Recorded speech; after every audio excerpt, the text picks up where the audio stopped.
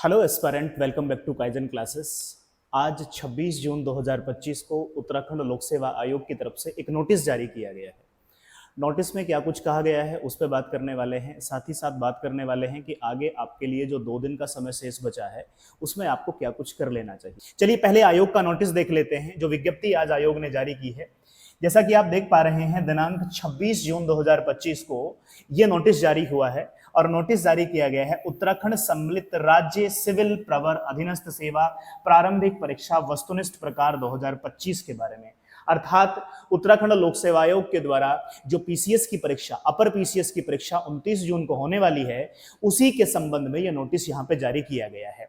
क्या कहता है, लाइन बाय लाइन पढ़ते चलेंगे। कहता है, एतद द्वारा सूचित किया जाता है कि उत्तराखंड सम्मिलित राज्य सिविल प्रवर अधीनस्थ सेवा परीक्षा वस्तुनिष्ठ प्रकार का आयोजन 29 जून 2025 रविवार को होगा।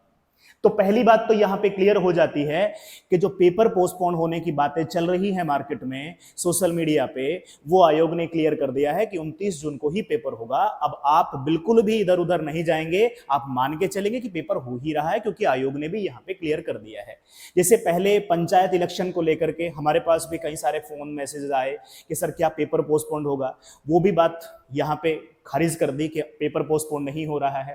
फिर कावड़ यात्रा को लेकर के, और जो पहाड़ी जिले हैं, उन पर्वतीय जिलों में भी आजकल लैंडस्लाइड या फिर भारी बारिश के कारण बड़ी जो मार्ग हैं वो अवरुद्ध हो रहे हैं। उनके चलते यहाँ पर जिस तरीके की चीजें देखने को मिल रही थी, तो बहुत सारे अभ्यर्थियों के दिमाग में ये शंका थी कि कहीं ऐसा तो नहीं है कि पेपर पोस्टपोन हो जाएगा, क्योंकि समय भी कम मिला था अगर हम फॉर्म भरने और पेपर होने की तिथि के बारे में बात करें तो अब यहाँ पे आयोग ने क्लियर कर दिया है। पहली बात यहाँ पे क्लियर हो जाती है कि 29 जून को यानी कमिंग संडे को यहाँ पेपर होने वाला है। दूसरी बात है, क्या कहता है, पेपर जो है वो 2 सत्रों में होने वाला है, यानी 2 पालियों में होने वाला है। पहला जो सेशन होगा 10 बजे से लेकर के 12 बजे के बीच में होगा। और आपको पता है कि पहला जो पेपर होता है 10 बजे से 12 बजे का, वो आपका पेपर होगा जीएस से संबंधित। जीएस से संबंधित 10 बजे से 12 बजे होगा। अब देखिए, जब आपने एडमिट कार्ड डाउनलोड किया होगा, अगर आपने नहीं किया है तो समय रहते एडमिट कार्ड को डाउनलोड कर लेंगे आप, तो उसमें साफ तौर पर लिखा है कि एंट्री का टाइम क्या है, आपको सेंटर पे किस समय पहुंच जाना है। तो अपने जितना समय वहां एंट्री टाइम का दिया गया है, उससे कम से कम आधे घंटे का गैप लेके चलेंगे, क्योंकि पूरी तैयारी के बाद भी कई बार ऐसा हो जाता है कि आपका पेपर छूट जाता है। उस गलती से आप बचेंगे। देखिए, दूसरा क्या कहता है कि जो सेकंड पेपर है आपका, जिसको आप सीसेट कहते हैं, वो पेपर 2 बजे से 4 बजे के बीच होने वाला है। यानी 2 बजे से 4 बजे के बीच में आपकी सीसेट की परीक्षा होने वाली है। उत्तराखंड राज्य के समस्त जनपदों में, अर्थात 13 के 13 डिस्ट्रिक्ट्स में यहां पेपर होने वाला है। और 13 डिस्ट्रिक्ट्स में से कहता है 24 सिटीज में, 24 नगरों में विभिन्न परीक्षा केंद्रों पर यह कराया जाएगा। 29 जून को होने वाला है। 10 से 12 पहली परीक्षा, 2 से 4 तक सीसेट में, और 24 सेंटर यहां पे बनाए गए, 24 नगरों में सेंटर अलग अलग बनाए गए हैं। अब देखिए, जो बात यहां पे नोटिस में कहना चाह रहा था आयोग, वो कहा गया है। इस संबंध में उल्लेखनीय है कि राज्य में यात्रा सीजन क्या है, सावन में आप समझते हैं कि अब यहां पर कावड़ का सीजन चल जाएगा। कावड़ यात्रा यहां पे शुरू हो जाएगी, और चारधाम यात्रा भी है। वो सारी की सारी जो धार्मिक यात्राएं हैं, वो सारी यात्राएं यहां पे चल जाएंगी।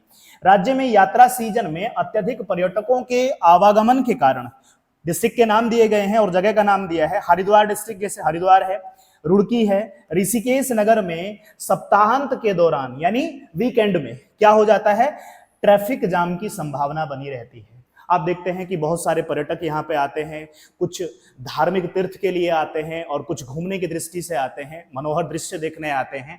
उन सारे कारणों से जो वीकेंड होता है, सैटरडे संडे, उस समय यहाँ पर जाम लगने की संभावना रहती है। अब सोचिए, जो अभ्यर्थी सुबह सुबह वहां से निकलेगा और जाम में फंस जाएगा, पेपर नहीं दे पाएगा। आयोग आपको सचेत कर रहा है पहले से ही कि दौरान ट्रैफिक जाम की संभावना रहती है। इसी प्रकार अगर हम देखें, बरसात के मौसम में लैंडस्लाइड है, उसके कारण पर्वतीय जनपदों में बरसात के कारण आवागमन के मार्गों के क्षतिग्रस्त रहने की संभावना रहती है। उक्त अपरिहार्य स्थितियों से बचने हेतु परीक्षा में सम्मिलित होने वाले अभ्यर्थियों को सलाह दी जाती है कि वे परीक्षा के पर्याप्त समय पूर्व अपने परीक्षा केंद्रों में पहुंचना सुनिश्चित करें। यानी आयोग कह रहा है कि टाइम से पहुंचे, ये आपकी अपनी रिस्पॉन्सिबिलिटी है। आयोग 29 तारीख को पेपर ले रहा है, 10 बजे से आपका पहला पेपर शुरू होगा, क्योंकि आपकी साल 2 साल की मेहनत को कुछ समय खराब कर सकता है, और वो समय है जब आप ट्रैफिक जाम में या फिर मार्ग जो अवरुद्ध हो रखे हैं उनके कारण, किसी भी कारण से अगर आप परीक्षा से लेट पहुंचते हैं टाइमिंग से, तो फिर आपको एंट्री नहीं दी जाएगी। आयोग ने यहाँ पे ये कुछ क्लियर कर दिया है। तो ये जो नोटिस है ये किससे संबंधित है? उत्तराखंड पीसीएस की परीक्षा से, जिसमें आयोग ने क्लियर किया है कि आप समय से वहां पे पहुंचे, क्योंकि इस समय यहाँ पर यात्रा सीजन होता है और पर्वतीय क्षेत्रों में बरसात के कारण मार्ग जो है वो अवरुद्ध हो जाते हैं, ब्लॉकेज हो जाती है। इस कारण आप अपना सुनिश्चित कर लें कि समय पर आप अपने सेंटर पे पहुंच रहे हैं। ये तो हो जाता है आयोग का पक्ष, जो आयोग ने आप विज्ञप्ति जारी करके हमें बताया है। अब हम बात कर लेते हैं उस सेक्शन पे कि अगले 2 दिनों में आपको क्या कर लेना चाहिए। अब आपके पास में शुक्रवार और शनिवार का समय बचता है। शुक्रवार और शनिवार में आप कुछ भी नया नहीं पढ़ेंगे, कुछ भी नया पढ़ने से बचेंगे। करंट अफेयर्स अगर आप देखना चाहें तो देख सकते हैं। मैं बार बार इसलिए कह रहा हूं कि बहुत सारे एस्पिरेंट्स को मैंने ऐसे देखा है कि वो एग्जामिनेशन हॉल के बाहर जब वेटिंग में खड़े रहते हैं, तब भी मैं देखता हूं कि वो कुछ ना कुछ नया पढ़ने की कोशिश कर रहे होते हैं कि सीधा जाकर के वहां पे आपको मिलने वाला है। ऐसी गलती से बचिए। आपने जितना पढ़ा है उसी को आप दोहराते चलिए, उसी को मैक्सिमम रिवीजन करते चलिए। आप यकीन मानिए उसी से आप सवाल बना देंगे। अगर कोई चीज आपने कभी पढ़ी थी, उसको आप जब रिवाइज करने जाएंगे तो आपको कम समय लगने वाला है। नई चीज को आप पहले पढ़ेंगे तो ज्यादा समय लगेगा, और समय आपके पास है नहीं। सबसे बड़ी समस्या तो आज समय की ही है। समय आपके पास है नहीं। 2 दिन है, सीसेट को देख जाइए, आयोग के कुछ सवालों को देख जाइए और करंट अफेयर्स को देख जाइए। बस इतने 2 दिन में ये करने की कोशिश कीजिए।